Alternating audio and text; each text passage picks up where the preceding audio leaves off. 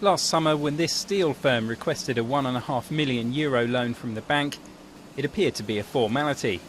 The money was needed to buy raw materials at a competitive price and at a time when stocks were at their lowest level for 3 years. But OMV Ventura was left bitterly disappointed a few months later when the bank refused to issue the loan. It's a familiar story for businesses up and down the country. The attitude of the banks is not the same as before.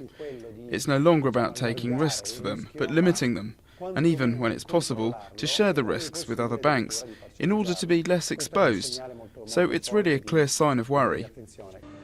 Because of the high cost of refinancing, banks are balking at many requests for loans, even from businesses turning a healthy profit.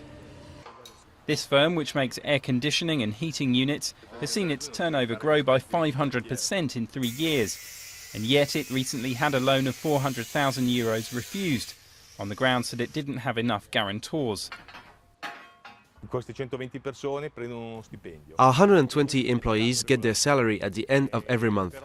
But if we can't borrow from the banks, what will happen? Nowadays, whenever we go to the bank, we're afraid that credit will be refused. The politicians don't do anything, they don't offer any response, and I'm very disappointed.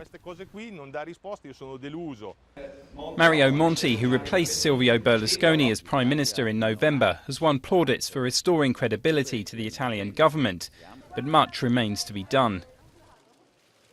At a moment of serious structural crisis, which calls for deep changes, investments in innovation are put aside.